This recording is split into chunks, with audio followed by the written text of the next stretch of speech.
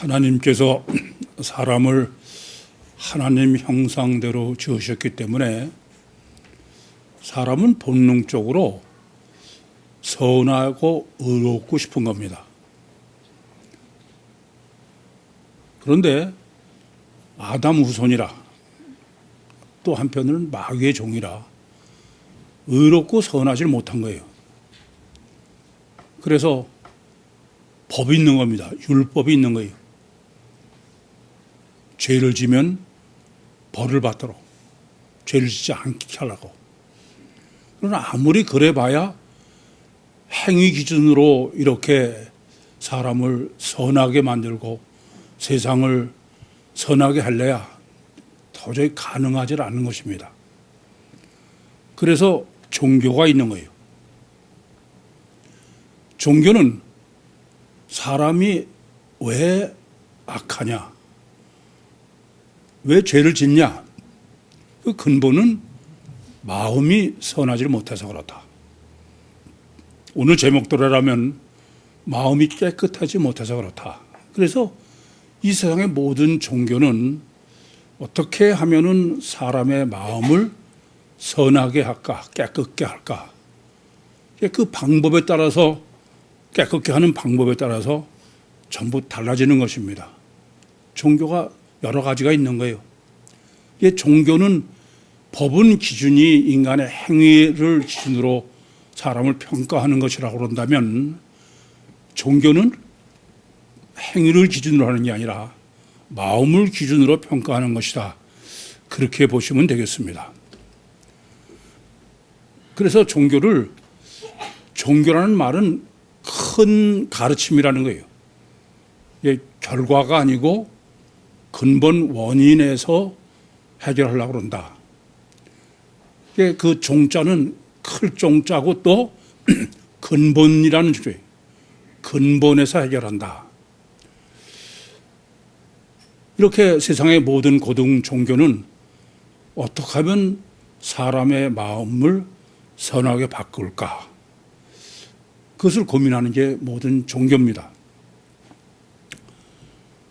세상의 모든 종교 중에 제가 보면 가장 이성적이요, 합리적이요, 과학적으로 인 종교는 기독교가 아니에요. 불교입니다. 저는 불교를 생각할 적마다 참 놀래요. 불교는 사람의 마음의 문제를 가장 정확하게 보고 있는 종교예요. 그게 여러분이 잘 아시는 것처럼 108번뇌입니다. 인간이 악하고 죄를 짓는 이유는 바로 탐심 때문이다. 야고보서 1장 15절 말씀처럼 욕심이 잉태한 즉 죄를 낳고 죄가 장성한 즉 사망을 낳느니라 라는 것처럼, 그래서 불교는 사람의 마음 속에서 어떻게 하면은 이 모든 욕심, 탐심을 내보낼까. 그래서 이 모든 탐심을 다 내보낸 것을, 그래서 심령이 깨끗하게 된 것을 불교적 용어로는 해탈했다, 또는 열반의 세계에 들어갔다, 또는 무아지경에 이르렀다, 그렇게 표현하는 것입니다. 유신 종교도 마찬가지입니다. 메시아 대망은 다른 거 아니에요. 메시아가 이 땅에 와서 하나님이시면서 인간이신 메시아가 유토피아, 완전한 왕, 완전한 백성, 완전한 국토를 이루려는, 그게 성경이 계시하는 하나님의 유토피아다. 전능하신 하나님이 인간으로 오시니까 뭐 통치야 당연히 완전하실 수밖에 없죠. 또 국토도 완전하게 전능하신데 못할 게 없어요. 그런데 한 가지를 모르는 거예요. 전능하심에도 불구하고 백성은 완전하게 못하시니 하나님이 불가능하다 이게요. 이것을 모르기 때문에 지금도 예루살렘 서쪽 벽에서 메시아를 기다리고 있어요. 이렇게 유토피아를 온전하게 이루기 위해서 메시아를 기다리고 있지만 인간의 마음을 깨끗이 하는 것은 전능하신 하나님도 불가능하기 때문에 아직도 유토피아는 이루어지지 않고 있는 것입니다. 오늘 본문이 중요한 것은, 오늘 본문은 여러분이 이미 앞단락에서부터 지금 할례 신학을 정립하고 있는 거예요. 본문은 지금 육체 우선이요 이중체이요 그 주체는 속사람이다. 그 할례 신학을 정립하고 있는 것인데, 본문은 보시는 대로 전혀 할례라는 단어는 나오지 않지만 본문을 보시고선 본문이 할례 신학을 정립하는 것이라고는 아마 해석이 불가능할 거예요.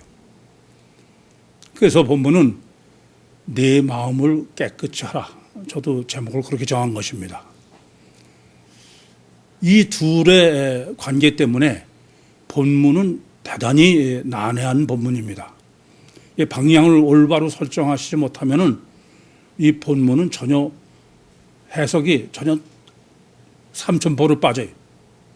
그래서 먼저 여러분에게 전제로 말씀드리는 게 내 마음을 깨끗게 해야 되는 것이 본문의 내용인데, 본문에 정립하고 해야 되는 것은 뭐라고요? 할례 신학이다.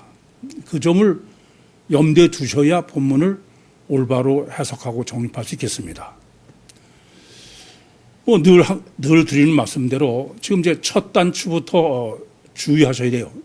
처음 시작이 지금 그 사도들과 장로들이 지금 이 일을 의논하라고 모였다고 그랬습니다. 이것은 어떻게, 배경은 어떤 거냐면은 앞단락에서 우리가 보신 것처럼 유대로부터 안디옥에 내려온 그 유대인이 구원의 절대적 조건으로는 반드시 모세의 법대로 트레디션, 에도스로 할례를 받아야 한다. 그래서 바울과 바나바와 많은 논쟁을 벌였어요. 그런데 그 논쟁이 끝이 안 나는 거예요. 그래서 또 말씀드리지만 신학적 논쟁은 아무리 해도 그건 끝이 없습니다. 왜냐하면 맞기도 하고 틀리기도 해서 그래.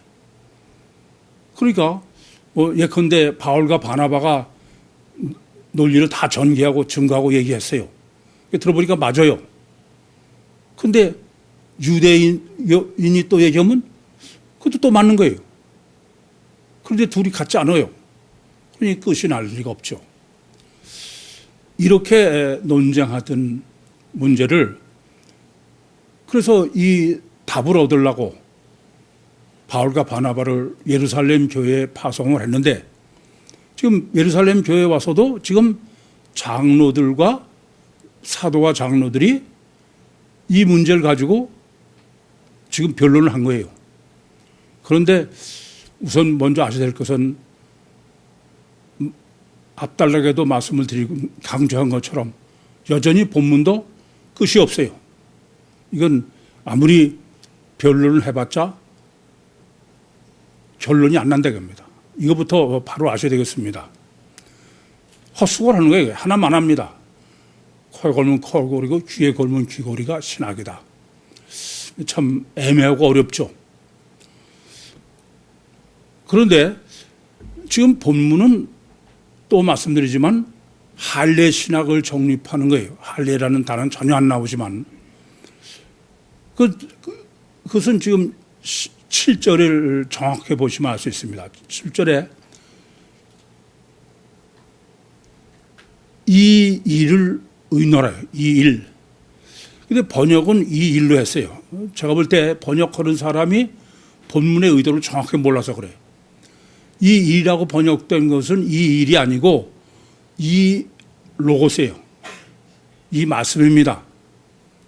그러니까 지금 뭐를 하는 거냐면은 창세기 17장 9절에서 14절에 할례의 이 성경을 본문에서 또 의논한다고 그랬어요. 의논이라고 번역된 헬라어 원문은 호라옵니다. 그러니까 창세기 17장 9절에서 14절의 할례가 어떤 겁니까?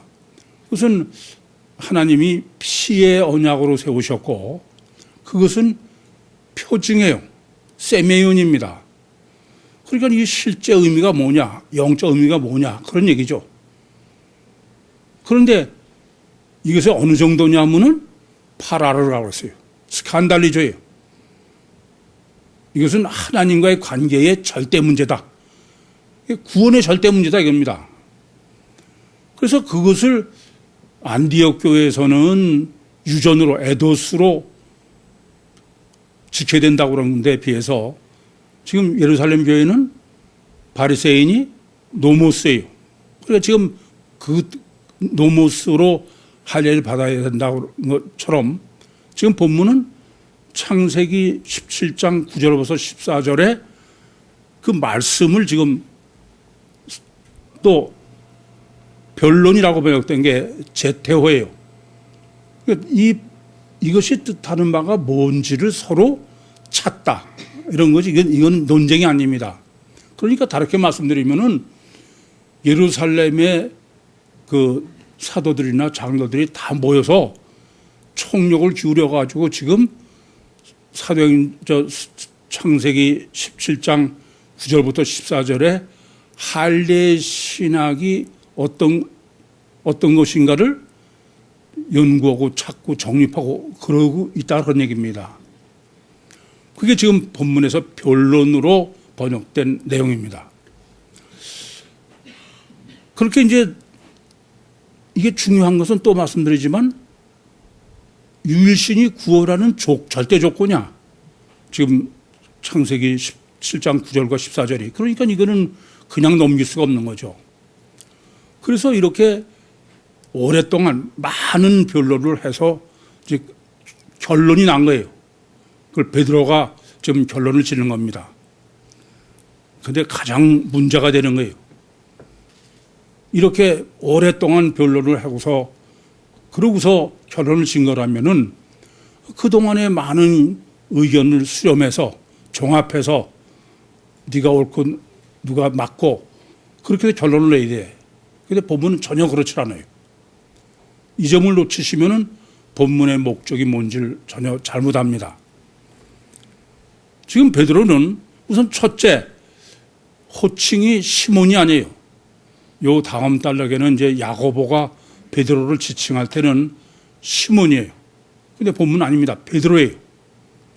베드로라는 와 시몬의 차이는 아시죠? 이건 자연인 시몬의 성령이 함께한 사람이다. 그런 의미예요. 그런데 지금 이 베드로가 자기 개인적 주관적인 얘기를 하는 거죠. 뭐 성경이 이렇다 그런 게 아니야. 이게 첫째 문제예요. 그리고 그 주관적 얘기의 근거는 자기 개인이 체험한 거로 근거로 얘기를 하는 거예요. 객관적으로 뭐 성경을 창세기 9장 17장 9절부터 14절을 해석해서 여기 의미가 뭐니까 이런 게 아니고 이해되시죠? 이 점을 간과하시면 안 됩니다.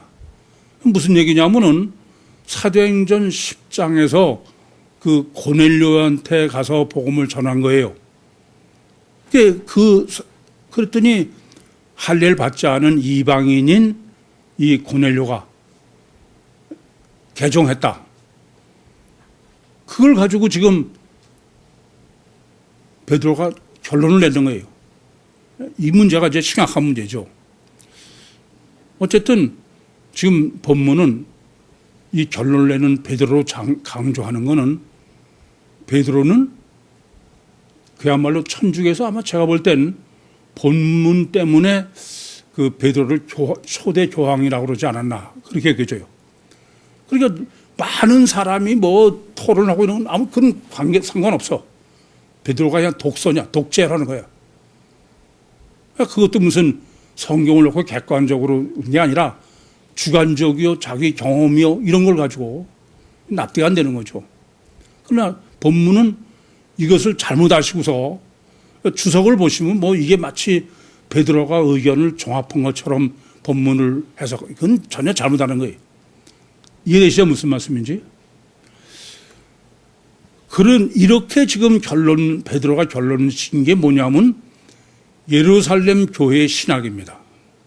이게 그냥 베드로 개인의 신학적 결론이요, 주장이요, 그러면 상관이 없는데, 그건 뭐 그 사람의 사정이지. 근데 이게 예루살렘 교회의 신학이라는 데 심각한 문제가 있는 거예요.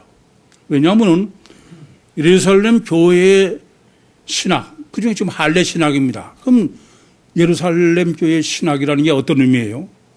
예루살렘의 강조법은 첫째, 유일신을 강조하는 거죠. 아니, 유일신을 가시적으로 강조하는 방법이 뭐예요? 예루살렘의 성전 아닙니까? 그래서 이것은 교회도 안디옥 교회는 안 된다. 유일한 절대 교회의 의미가 지금 예루살렘 교회입니다. 그러나 신학도 유일 절대의 신학이야. 그 예루살렘 교회의 신학입니다. 이 말은 지금 이렇게 정립한 예루살렘 교회의 신학은 변하거나 그러면 안 돼. 완전해야 돼. 이런 의미가 돼요. 마치 제가 구유복음이 전해지면서 변하지 않고 완전해야 된다라는 걸 수십 년 동안 고민했는데 지금은 유튜브로 하니까 그런 고민을 다 내려놓지 않았습니까? 그런 것처럼 이 예루살렘 교회의 신학은 이렇게 완전하고 모든 것의 기준이고 절대고 이런 의미예요. 뿐만 아니라 조금 전에도 말씀드렸지만 할례 신학은 유신 구원의 절대적 문제예요. 그것의 첫 단추예요. 그러니까 모든 신학을 대표하고 있는 거죠. 다르게 말씀드리면 시간과 공간과 대상을 초월해서 예루살렘 교회의 신학은 절대적 근거의 기준이다. 뭐 다른 사람 변기하거나 그건 불가능한 거다. 그런 의미가 예루살렘 교회의 신학인 것입니다. 그런데 이 예루살렘 교회의 신학은 왜 이렇게 불변이냐? 그건 보시면 지금 그 베드로의 독재지만 그는 실제로는 하나님의 독재죠. 왜냐하면 베드로를 선택하신 것도 오래전부터 하나님이 베드로를 택하신 거예요. 하나님이 일방적이지 뭐 베드로가 원해서 하거나 그런 건 아니에요. 뿐만 아니라 하나님만 아시는 거야. 사람의 마음을. 또 하나님만 사람의 마음을 깨끗게 하실 수 있는 거예요. 이건 사람이 할 수 있는 요소는 전혀 없습니다. 성령도 하나님이 부어주시는 거지 뭐 다른 사람이 할 수 있는 거예요? 이 점을 바로 아셔야 되겠습니다. 당연한 거예요. 우리가 어려운 건요. 성경적인 유일신 신앙이나 신학을 정립하는 문제는 무슨 신학자들이 누구는 어떻고 그런 의견을 모으는 게 아닙니다. 그건 하나님 독재 절대야. 이사야서 55장 8절과 9절에 말씀하시는 것처럼 하나님과 생각은 우리와는 전혀 달라요. 하루가 천지 차이야. 그래서 주님의 교회는 하나님의 독재다 이 점을 잊지 마셔야 돼. 우리 생각으로 해봐야 그건 안 되는 거예요. 뭐 지금은 이제 여러분도 꽤 이해하셔서 그런 문제가 없습니다만은 구유교회에 대해서도 이 점은 아주 명확하게 여전히 하셔야 돼요. 뭐 이렇게 집단 교회를 이루려면은 어쩔 수 없이 인본이 가입할 수밖에 없어요. 그 인본적인 요소가 있고 신본적, 영적 요소가 있어요. 인본적 요소는 저는 전혀 관여도 안 하고 뭐 어떻게 하셔도 전 마음대로 하시라 이게요. 가장 대표적인 게 남전대를 하시다가 안 하시겠다고 그럼 하지 마십시오. 그럼 내가 호라 마라 소리 안 해 아예. 그런데 영적 요소는 그건 안 되는 거예요. 그건 하나님의 독재예요. 제가 이건 영적이다. 그렇게 정립한 것이거나 제가 보는 견해는 여러분이 아무리 뭐라 해도 그건 전 용납이 안 돼요. 이 점을 아셔야 돼. 그걸 모르시고선 자꾸 왜 목사님 멋대로 하려고 그러냐? 난 영적인 요소를 내가 타협하라고 그러면 난 못하겠다. 그런 말씀을 여러 번 드렸습니다. 이 점을 잊지 마셔야 됩니다. 하나님의 교회, 주님의 교회는 하나님의 독재야. 이게 어려운 거예요. 하나님의 독재가 아니면은 그것은 부동불변의 진리일 수가 없어요. 여기 신학하는 전도사도 다 알지만 전 세계의 신학을 제가 동의 못하는 게 있습니다. 신학이라는 게 어떤 거냐면 이거는 그 전에 누가 속사다가 어쩌으니까 그런 게 율신 신학으로 군림하는 거예요. 그건 절대 안 되는 겁니다. 신학은 하나님만 하실 수 있어. 본문이 바로 예루살렘 교회의 신학이라는 게 어떤 것이냐? 그 하나님 100%지 인간은 전혀 불가능한 거다. 그걸 지금 베드로의 독선으로 교회의 신학, 성경적 신학, 유신 신앙의 신학이 어떤 것인가를 지금 규정하고 있는 것입니다. 그래서 베드로나 사람의 할 일은 다른 거 없어요. 이것은 오직 분별력이야. 이게 영적이냐 육적이냐 하나님이 하냐 아니냐. 그리고 전깃줄만 하면 돼. 지가 거기다가 첨가하거나 그런 건 안 되는 거예요. 그게 지금 본문에서 말씀하고 있는 지금 예루살렘 신학이다 그런 말씀이에요. 그런데 가장 어려운 점이 있어요. 지금 예루살렘 교회의 할례 신학은 뭐예요? 지금 뭘 정립하고 있는 거예요? 창세기 17장 9절부터 14절에 할례 신학을 정립하는 거야. 그런데 다 보시면 가지고 그리고 이건 제가 하나님 100% 하나님 독재로 하는 거야. 불변으로 확실하게. 그런데 아무리 봐도 할례를 정립한 거는 전혀 보이지 않아. 할례라는 단어도 안 나와. 이게 아주 심각한 거예요. 이것 때문에 제가 얼마나 고민했는지 몰라. 결론부터 말씀드리면은 할례 신학을 정립하시면서 할례의 성경 말씀으로 정립한 게 아니라 적용의 결과로 정립한 거예요. 이게 기가 막힌 얘기예요. 전부 적용으로 한 거야. 보시다시피 적용된 거야. 고넬료의 사건 다.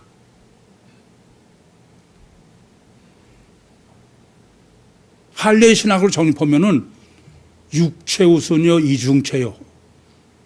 주체는 속사람이요. 그렇게 정립했어야 돼. 근데 그 말은 입 밖에도 없어.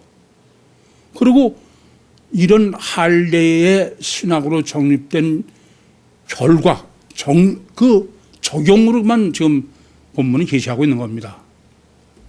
이게 지금까지 제 몇십 년 동안의 고민을 완전히 털어버리게 하셨어요. 참, 저는 정말 고민 많이 했어요. 평신도서부터 2000년 기독교가 여러분이 잘 아시는 대로 전 지구상에는 구유복음 외에는 전부 적용이에요. 서신서 신학이다 이게. 원리요 완전한 신학이요 법칙은 구유복음밖에 없어요. 그래서 제가 얼마나 그 서신서 신학을 비난하고 했습니까?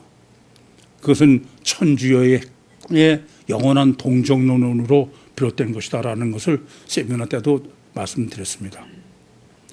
근데 제가 본문을 정립하면서 내가 잘못됐구나. 정말 제가 회개했어요.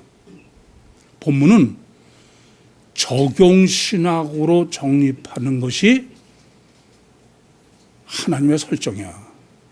본문의 강조법은. 이해되십니까? 하나님의 베스트다란 말입니다. 하나님이 구유복음으로 정립을 못 하신 게 아니야. 안 하신 거예요. 두 낫이지 캔낫이 아니다 그런 말씀입니다. 본문에서 전 그 점을 깨닫고서 제가 깊이 뉘우쳤어. 일일이 되돌아보면은 신학적인 요소를 하나씩 제가 정립하면서 얼마나 많은 고민을 했는지 몰라요. 아니, 제가 보면은 무슨 고민할 게 없어. 뭐 산뜻하게, 이것은, 예컨대 지금 보면 할례 신앙만 하더라도, 이게 도대체 육체 우선 이중체의 신학이다. 이건 무슨, 제가 볼 때는 삼청동자도 다 볼 것 같은데, 그게 없는 거예요. 이를 정립할 때마다, 이 내가 잘못됐나 도대체 어떻게 된 걸까? 이거는 평신도 설교를 처음 들을 때부터 계속된 제가 가지고 있는 문제예요. 세족식도 그렇지 않습니까? 아니, 세족식이 예수님께서 이후에는 내가 알리라. 성령으로 거듭났으면 세족식을 신학적으로 다 정립하고 알 텐데 어떻게 이거 전혀 모르냐 이게. 세족식을 정립하면서 저는 이게 도대체 어떻게 된 건가. 많은 정말 고민했죠. 성찬신도 마찬가지예요. 아니, 누가 봐도, 유월절로 시작해서 성찬식으로 하신 건데, 떡이 먼저, 저는 그걸 모르는 게 말이 되냐, 이게. 고민이 너무 많았어요. 예수를 어떻게 단일체로 보냐, 이중체로. 그건 제가 볼 때는 단일체로 볼래도 볼 수가 없어. 제가 보기엔 그래. 이 형 다른 모습으로 부활했다. 그걸 어떻게 같은 모습으로 볼 수 있어요? 성경 어디 봐도 지금 불가능한 거야. 보혜사도 마찬가지고 스칸달리조도 마찬가지고 일일이 다 말씀드릴 수 없을 정도로 일일이 말씀은 제가 그 하나하나 정립할 적마다 얼마나 고민 많이 했는지 몰라. 그런데 본문을 정립하면서 이건 하나님의 설정이구나. 이 점을 제가 깨달았어요. 참 눈물을 펄펄 흘릴 적만큼 너무 감사했어요. 마태복음 13장에도 보면은 예수님께서 제자들이 왜 이것을 이 씨 뿌리를 비우면 다 뻔히 알 얘기인데 왜 이걸 비유로 하십니까? 그랬더니 예수님께서 이사야서를 근거로 해서 보기는 보아도 듣기는 들어도 모르게 하는 게 하나님의 뜻이다. 그런데 저는 제 기준으로만 생각하고 말이 안 된다고 펄펄 뛴 거야. 본문을 깨닫고 생각하니까 너무 하나님의 지혜와 방법에 감탄했어요. 여러분 여쭤보겠습니다. 만약에 하나님이 처음부터 이렇게 구유복음으로 정립을 해 주셨다. 하게 했다게요. 그럼 어떻게 됐겠냐게요.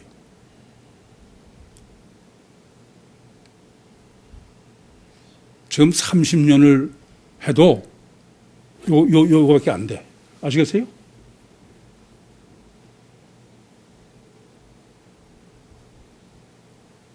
적용으로 하지 않고는 전해질 수가 없는 거야. 그러면 왜 그러셨을까? 두 번째는 구원이 목적이신데 구유복음을 다 여러분들이 원리적으로 정립했다고 구원받는 거예요? 그렇다고 구원받는 거 아닙니다. 그러니까 전하기를 하면서 구원을 하셔야 돼. 제가 임종하는 분들한테 구원론을 제가 영성 세미나를 다 하고선 구원론을 전개합니까?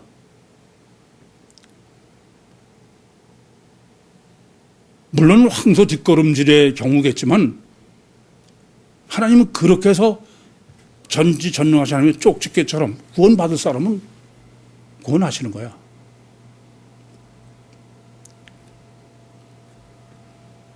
이 점을 아셔야 돼. 그래서 저는 본문을 바로 깨달아서가 아니라 하나님의 구원의 방법을 늘 보면서 구원은 하나님이 뭐 불교든 무슨 회교든 그런 심령을 고르신다고 해요. 아무리 여러분이 다 완전히 정립했다 해도 여러분이라고 구원받는 거 아니야. 그래서 제가 적용신학에 대한 제 편견을 깊이 회개했습니다. 그럼 구원은 어떻게 하는 것이 구원의 절대 요소냐? 주 예수의 구원의 지금 3요소를 본문은 정확하게 제시하고 있는 거예요. 제일 먼저는 마음을 주님이 아신다고 해요. 하나님이 마음을 아신다고 해요. 이 말은 하나님의 구원의 조건은 무슨 기준이에요? 마음이다. 이거부터 까르디아다. 이거부터 정확하게 아셔야 돼. 하나님이 까르디아 기노스코예요. 기노스코라는 말은 완전하게 아신다는 겁니다. 사무엘상 16장 7절에 사람은 외모를 보거니와 나 여호와는 사람과 같지 않아서 사람의 중심을 본다 그러셨어요.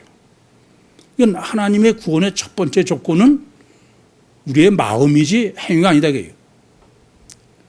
그러니까 여러분이 뭐 아무리 제가 그래서 구육교회는 오시면은 봉사하거나 뭐 행위를 하는 걸 못하게 하는 거예요. 백날 해봐야 그건 소용없어. 하지 마셔. 구육교회는 천국 가려고 오는 데지 뭐 다른 사람한테 영광 받으러 오는 데가 아니다 이거예요. 왜 이렇게 마음이 중요하냐? 첫째, 창세기 32장 24절 25절에서로 정립해 드린 것처럼 하나님이 이 세상의 모든 것은 다 마음대로 하셔. 근데 딱 하나 마음대로 못하게 해놓으신 게 있어. 뭐예요? 인간의 마음은 하나님 마음대로 못해. 왜냐? 하나님이 인간을 구원하는 유일한 조건은 하나님과 인격적 화목 때문에 그래. 마음에서 화목을 이루는 거기 때문에 그래. 우리 인간도 마찬가지입니다. 여러분은 다른 사람과의 관계에서 마음은 뭐 어떤 상관없어. 그냥 쇼통으로 겉에만 잘 치는 그걸 정말 인간관계로 바라십니까? 아닐 거예요. 우리도 다 마찬가지일 것입니다. 그래서 지금 하나님은 마음을 보신다고. 마음이 절대다 이겁니다. 그래서 성경은 항상 하나님 보시기에 정직하다. 사람은 그냥 외모고 속이 쇼통으로 하지만 하나님한테 안 통한다고. 이 말은 신앙을 시작했다 그러면은 늘 하나님은 내 마음이 기준이다. 그걸 고민하셔야 되게. 그런 거지 무슨 행위로 몰아쳐고. 여러분 지금 많이 달라졌지만 맨 처음에 뭐 교회에 오셔서 뭐 다른 데 얘기를 들어보면 뭐 열심히 봉사라네 뭘 하네 어쩌고 프로그램. 제가 참 한심해서 그거는 종교고 다 자기 영광을 위해서는 해. 근데 구원론은 안 되는 거예요. 두 번째는 근데 마음을 보시는데 마음이 어때야 되냐면은 깨끗해야 된다게. 까르디아 카다르토스 까르디아다. 마음이 깨끗해야 된다는 게. 그 어떻게 해야 그 이제 마음이 깨끗해야 된다는 거는 다 잘 아세요. 어떻게 해야 깨끗해지냐? 제가 보면은 세상 교회들이 생각하는 마음을 깨끗하게 하는 거는 맨날 자범죄를 회개하는 거야. 참회 기도하는 거야. 예배 때가 되면은 무슨 나와가지고선 뭐 지난 일주간도 뭐 이웃을 사랑하시라 그러는데 어쩌고 하면서 그런 웃기는 쇼통을 해. 전혀 잘못하는 것이죠. 또는 뭐 열심히 하면 뭐 마음인 줄 알아. 여러분 아무리 열심히 해도 그건 마음하고는 아무 상관없어. 정말 마음으로 하는 사람은 열심히 안 해요. 그러면 어떤 마음이, 어떤 것이 하나님이 깨끗한 마음으로 인정하시는 이 요는 하나님이 깨끗하다고 인정하시는 마음이야. 그 말은 마음은 뭐예요? 어린아이 마음이야. 순수한 마음이어야 돼. 마태복음 11장 25절에도 하나님이 이것을 지혜롭고 슬기는 자들에겐 숨기시고 어린아이에게 나타내신다 그럽니다. 마태복음 18장 1절부터 3절에 보시면은 총에서 누가 큽니까? 예수님께서 어린아이를 하나 데려다 오시고선 너희가 돌이켜 어린아이와 같지 않으면 결단코 천국에 들어가지 못한다. 그러니까 여러분들의 마음이 어린아이처럼 순수해져야 돼.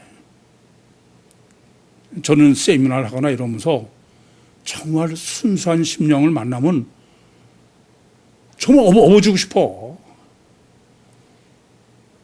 이게 뭐 되지도 않은 거 가지고선 무슨 다 내려놓고선 순수하게 그러지 않고 에이 그렇게 해서는 전혀 아니에요. 잘난 척 한참 하세요. 깊이 아셔야 돼. 그래서 고린도후서 11장 2절에도 정결한 처녀, 신부, 주님의 신부가 정결한 처녀라고 그러는데 그때 깨끗한 처녀는 어떤 거냐? 어린아이 같은 거야, 어린아이. 늘 고민은 내가 어떻게 하면 어린아이 같은 심령이 되느냐지. 아시겠습니까? 이와 같이 주님이 구원하시는 첫 번째 조건은 주님은 마음만 보신다. 두 번째는 마음을 깨끗한 마음이어야 돼. 무슨 간사한 마음 이런 거 안 돼. 나이가 뭐 들었거나 어떠거나 정말 순수해야 돼.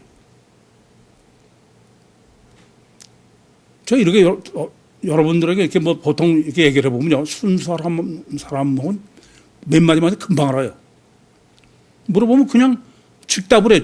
이렇게 물어보면 네, 이렇게 다 하는데 순수하지 않은 사람은 저게 무슨 이유로 물어볼까? 그러나 봐. 자꾸 토가붙어 그러면 내가 얘 참 큰일 났구나 이 사람. 그냥 자기 그대로 하면 돼. 예컨대 어떤 사람이 저한테 목사님 지금 나이가 몇입니까? 그러면 네, 저 81이에요. 그럼 되는데 왜 뭐 내가 뭐 젊어 보입니까? 늙어 보입니까? 뭐 이러면 그 틀린 거야.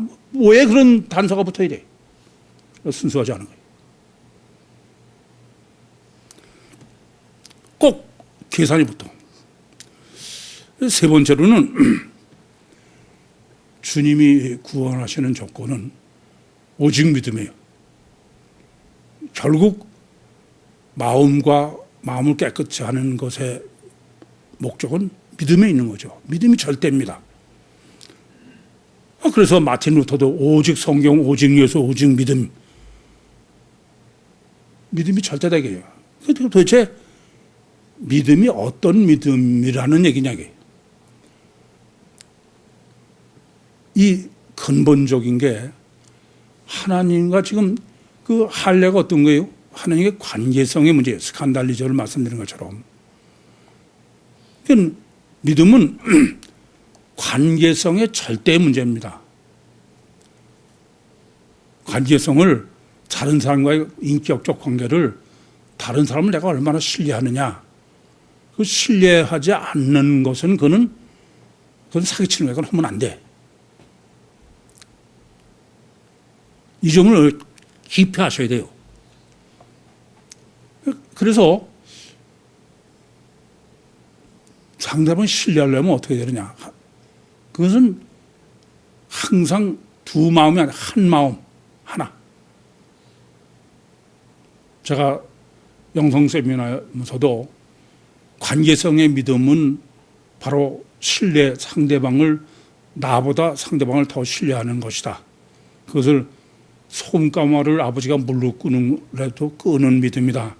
그렇게 정립해 드렸는데 두 마음을 푸는 게 아니에요. 그러면 그냥 끄는 믿음이야. 나보다 상대방을 더 신뢰하는 믿음이. 이게 또 중요한 문제는요. 지금 마음만 보시고 마음을 깨끗해야 되고 그러고 믿음이라는 얘기는 믿음은 두 마음이면 안 된다. 마태복음 6장 24절에도 재물과 하나님을 겸하여 섬길 수 없다. 이게 하나이다 딱. 그래서 이 점은 이따가 이제 그 어린이집 분량만 시간에도 정립해야 될 문제입니다만은 여러분 꼭 아셔야 될 게 있어요. 성경의 진리는 이 세상에서 진리지 성경과 이상에는 별개 얘기가 아니에요. 그래서 하나님은 어떻게 해놓으셨느냐. 아기가 태어나서 36개월이 왜 이렇게 절대로 중요하냐면 36개월 동안에는 오직 엄마만 실려야 돼. 둘이면 안 되는 게 절대로.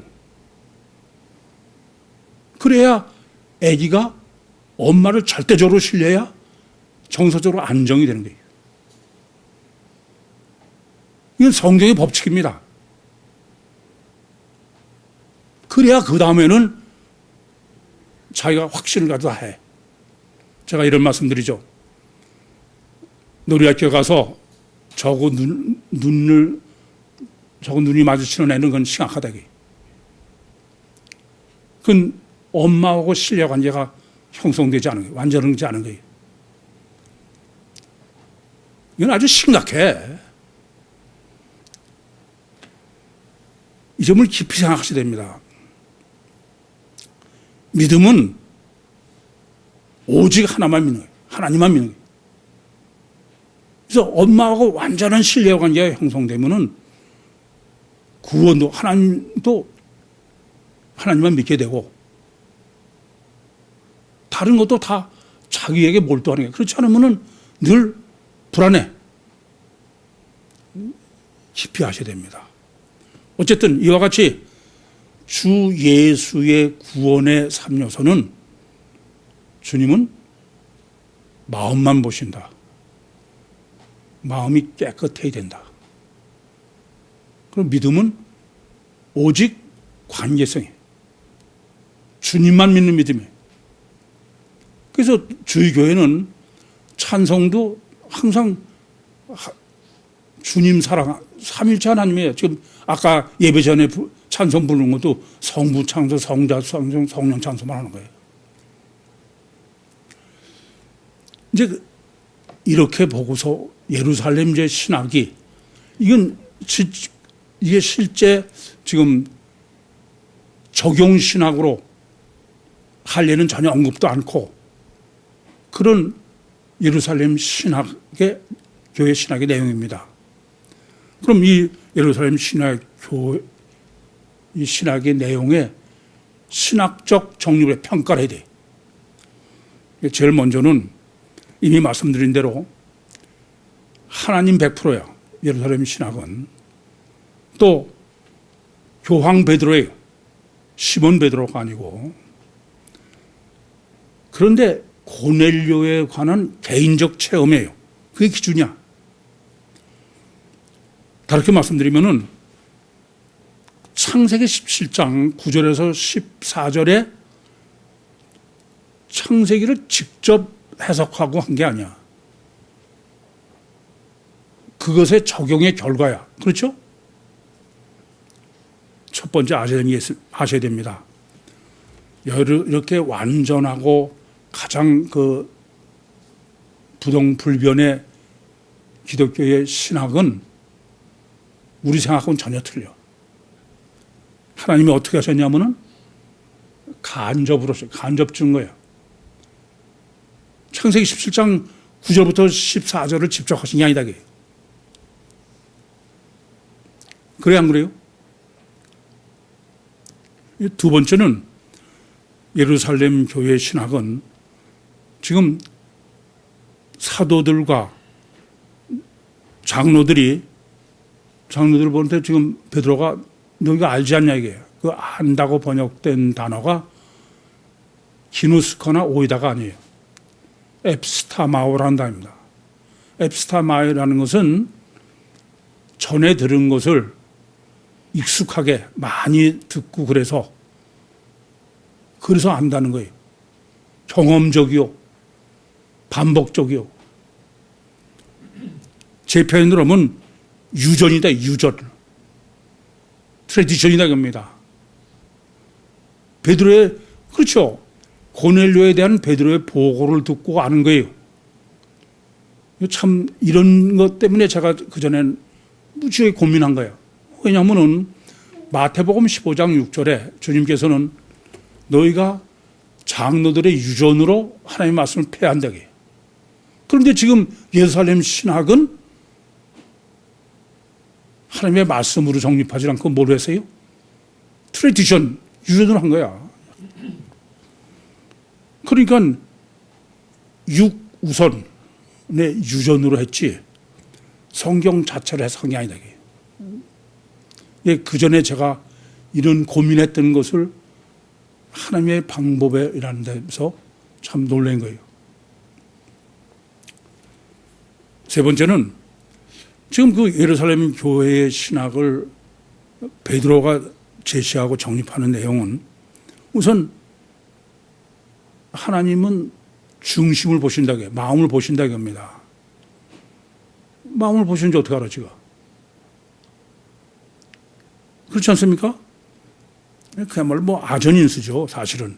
우리는 그냥 맹신하니까 그렇지. 또 하나님이 마음을 깨끗게 하신다고 해요. 그거 어떻게 알았어? 그건 전부 지멋대로야, 사실은. 더 재밌는 거는 성령을 보여주셨다고 해요. 성령인지 아닌지 어떻게 알아? 근데 베드로가 성령으로 평가한 것은 방언해서 그래. 이것 때문에 무슨 스모브교 같은 데는 방언하면 성령 받다 그런 거 아니에요. 전부 지멋대로야. 그 기준이 뭐냐면은 가시적 결과 기준으로 한 거예요, 지금. 그런 거지. 베드로가 그 심령 속을 보고 실제가 아니에요. 원인론이 안 되겁니다. 저는 이것을 지금까지 굉장히 문제시했어. 근데 이게 하나님의 방법이라는데 아주 놀란 거예요.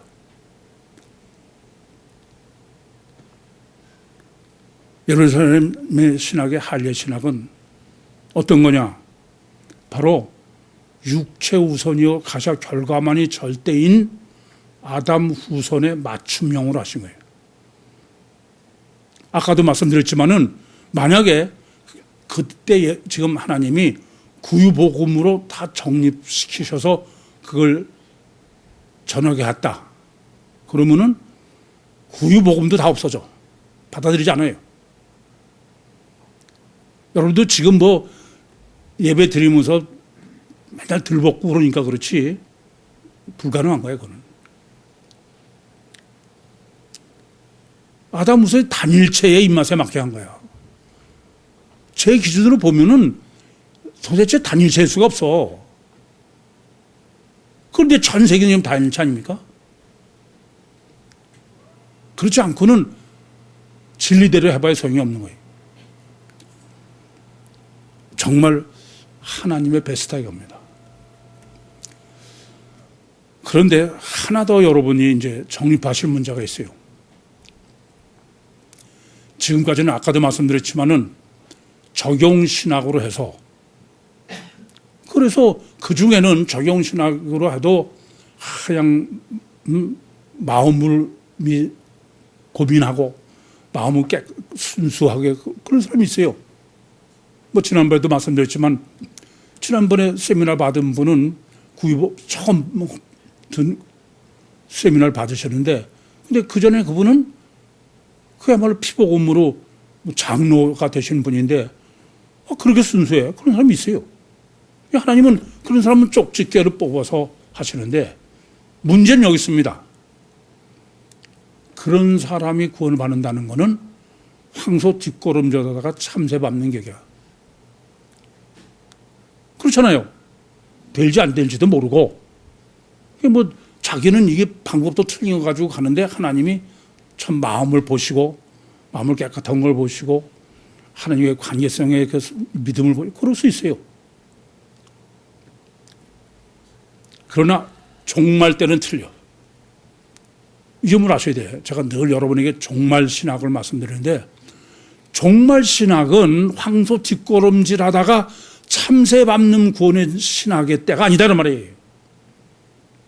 종말은 휴거 신학의 때야. 실제대로 정확하게 정립해서 그 정확대로 그대로 해야 돼. 그래서 여러분 지금 복음뿐 아니라 제가 놀이학교고 뭐고 정확하게 하는 거예요. 실제대로. 태교도 아니다. 그건 36은 어떻게 안 된다. 이 점을 아셔야 돼. 종말 때 신학은 할례 신학이 정확하게 정립돼야 돼. 할례 신학은 모든 신학의 근본이라고 그랬어요. 피의 언약이요. 이건 세메온 표징이요. 파르르 스칸달리조요. 이건 완벽해야 됩니다. 모든 성경적 신학, 율신의 구원의 신학의 가장 근본이요, 키예요. 그게 유구선 이중체의 할례 신학입니다. 유구선 이중체의 할례 신학이 정되지 않으면 그건 절대로 그건 불가능해요. 그래서 지금 하나님께서는 종말 때 교회에 실제에 대해 황소 뒷걸음질을 다 참새 밟는 때는 되는 게 아니에요. 그래서 할례 신학을 실제로 정립하게 하신다.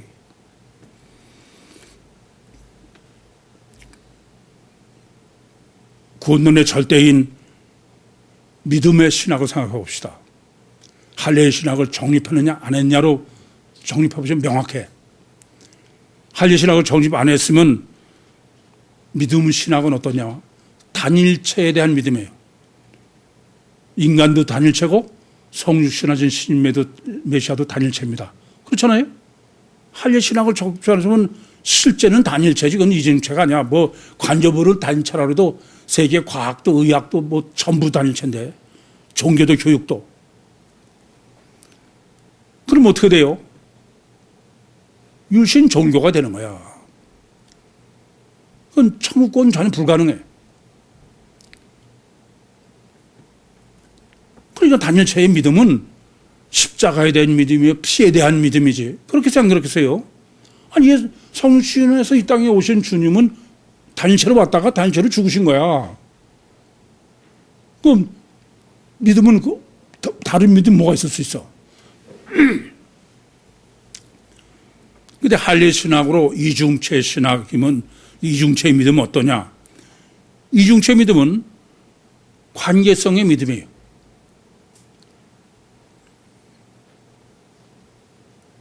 여호와의 믿음이 엘로의 믿음이 아니라 그것은 이미 그 믿음은 자기를 부인하는 믿음이라 그랬어요. 성가만 논리로 얘기를 말씀드린 것처럼. 그래야 부활하신 주님이 다시 보혜사로 오시는 임마누엘의 믿음이 되는 거예요. 단일체는 임마누엘 할 수가 없어요. 가마 감동 뺏기. 그렇지 않습니까? 단일체로는 영의 실체성도 그건 전혀 불가능한 거야.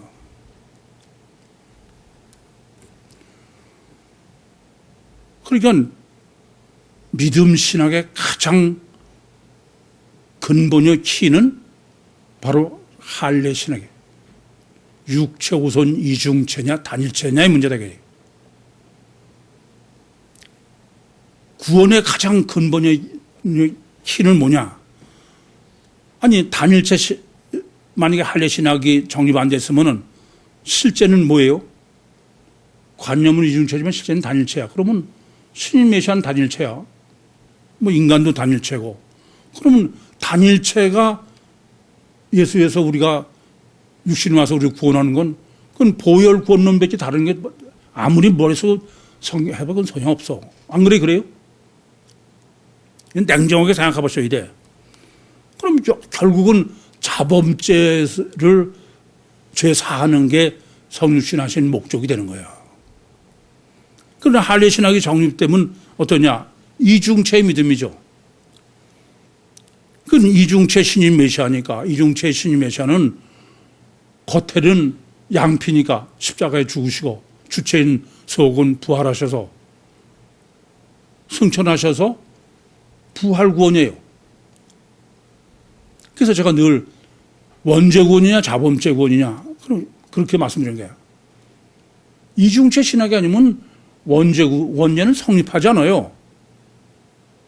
그냥 성령도 감화 감동만 되는 거지. 마귀가 우리 안에 들어왔다 그런 말은 괜히 그건 우리나 쓰는 얘기지. 이와 같이 율신 신앙의 관념과 실제적 차이의 근본이요 키는 할례 신학에 있어. 그래서 하나님께서 종말 때는 할례 신학을 실제로 정립해야 돼. 지금까지는 정립을 못하도록 닫아놓으신 거예요. 제가 오늘 설교 제목을 내 마음을 깨끗게 하라 이렇게 정한 건데, 그러기 위해서는 제일 먼저 마음을 알아야 돼요. 여러분, 지금 하나님은 내 마음을 아신다 그래요. 이게 중요한 것은 물론 우리가 다른 사람의 마음을 볼 수 없어요. 그죠? 그건 해봐야 다 짐작이야. 그런데 여쭤볼게요. 내 마음은 압니까? 이게 문제인 거야.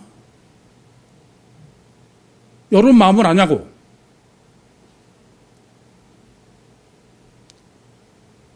그럼 안 돼, 그건 절대. 제가 노래학교 엄마들하고 상담을 하면서 너무 놀래. 우선 자기 마음 자체에 관심이 없어. 그럼 이 마음을 알 리가 없죠. 자기 생각하고는 전 딴짓을 하면서. 여러분, 이 점을 아셔야 돼. 그럼 어떻게 하면 내 마음을 알까요? 참회 기도만 합니까? 아니, 실제로, 제가 아까도 말씀드린 건 실제의 문제야. 실제로 어떻게 해야 내가 내 마음을 아냐, 이게.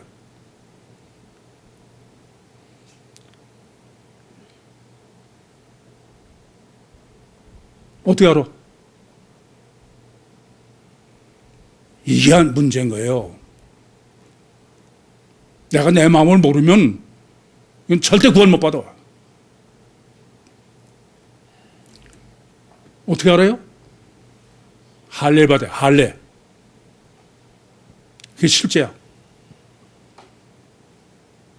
양피를 베어버려야 돼요. 제가 삼불. 관심을 육에서 끊어야 돼. 그러지 않고 그건 절대 안 돼요. 베드로가 누가복음 5장 8절에 물고기를 산대 밑을 잡아놓고선 주여 나를 떠나소서 나는 죄인으로 서이다. 물고기에 관심이 없는 거예요. 그때서야 마음이 보이는 거예요. 제 마음은 다 양패, 육에, 거기에만 관심, 그건 제 마음을 알 수가 없어. 저는 마음을 읽는 것이 제가 해야 될 전부라고 생각하기 때문에 헌금에도 이름 쓰지 마십시오. 여러분도 안 보는 거예요. 30년 동안. 그냥 여러분이 무슨 아무리 제가 보세요, 뭐 전태 잘하고 전 이걸 안 보는 게만 고민하는 거예요. 이건 조금씩 보이는 것 같아요. 이건 아주 명심하셔야 됩니다.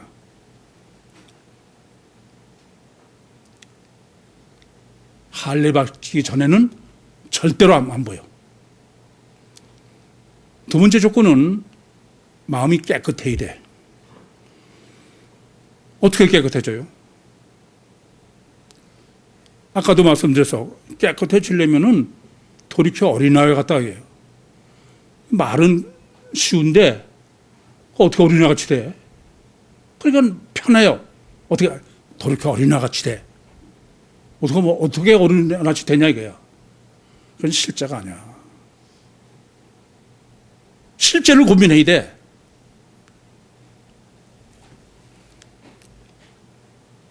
마음을 깨끗게 하는 길은 할례밖에 없어.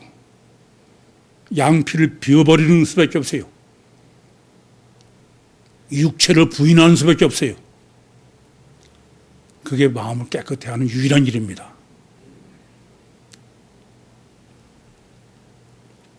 참 제가 놀라는 거는 애기들, 어린애들 키우다 보면은 고추의 양피와 귀두 사이에 불순물이나 이런 게 있어가지고 염증이 생겨서 이렇게 붓죠, 고추가. 그래서 가끔 닦아주고 그래야 돼. 그래서 또 문제가 돼요. 어떻게 해야 마음이 깨끗해져요? 양피를 벼버리면 돼. 안 그래, 그래요? 이게 유일한 길이야.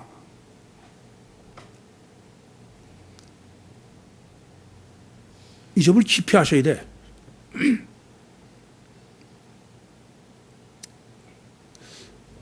마태복음 16장 24절에 보시면은 예수님께서 아무든지 나를 따르거든 자기를 부인하고 자기 십자가를 지고 나를 쫓으라 하셨어요. 그런데 여러분, 이 점을 아셔야 하나님의 법칙을 알아. 주님의 복음서를 다 보셔. 주님을 쫓는 절대적 조건이 있어. 딱 하나야. 할례를 받아야 돼. 그냥 주님을 쫓는 경우는 없어요. 항상. 예컨대 주님이 베드로와 안드레와 야고보와 요한 부를 때 그냥 주님을 쫓아왔다가 아니에요. 뭐예요? 다 버려두고. 아시겠습니까? 소경 바디메어가 주님을 쫓을 때도 겉옷을 버리고 전부야. 예외가 없어요. 주님을 그냥 버리라는 게 아니야. 아무든지 나를 따르는 주님과 관계성의 조건은 절대가 뭐예요? 할례야. 그래서 제가 삼부를 찬송을 불러도 아무 소용없어. 그래.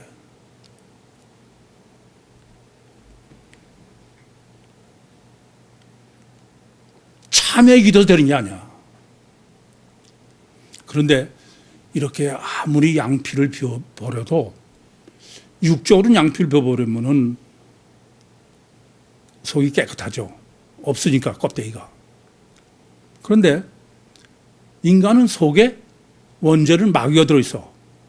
그래서 아무리 양피를 비워도 그것 가지고는 지금 11절에 주 예수의 은혜로 구원을 받으려면은 그것까지는 안 되는 거예요. 아니, 할례를 하는 것으로 하면 예수님이 올 필요가 없죠. 그건 주님 자신이 할례를 받으셔. 십자가에서 할례를 받으시고 부활하셔서 승천하셔서 보혜사 성령으로 이중체인 우리 육신 안에 임마누엘 하실 때 그때 원죄로 더러운 내 심령이 주님에 의해서 깨끗하게 되어 구원받는 거예요. 여러분, 다시 한번 간곡히 당부드립니다. 지금은 황소 뒷걸음질 하다가 참새 밟는 구원의 시대가 아닙니다. 지금은 완전한 신학적 원리와 법칙대로 진행하셔서 보혜사 성령으로 거듭난 주님의 교회가 되셔서 종말 시대에 주님 강림하실 때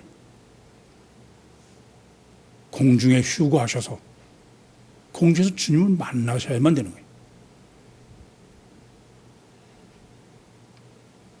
그럴 사람으로 여러분을 선택하신 것이라고 저는 믿어요. 정말 혁명적 전환으로 보혜사 성령으로 거듭나셔서 천국에서 주님을 영접하는 우리 모든 식구들이 되시기를 간절히 소원합니다. 기도하시겠습니다. 살아계신 아버지 하나님, 은혜와 사랑을 감사합니다. 여기까지 말씀하시고 여기까지 인도하시고 여기까지 역사하신 주님, 은혜에 은혜를 더해 주셔서 완악한 심령이 주님으로 말미암아 어린아이와 같이 깨지는 십자가에 못 박는 혁명적 역사가 우리에게 임하게 해주셔서 종말 때 특별히 선택함을 받은 구의 모든 식구들 한 사람도 나고자가 없이 주님 오실 때에 공중에서 주님을 영접하는 주님의 교회가 되게 해주시옵소서. 예수님의 이름으로 기도하옵나이다. 아멘.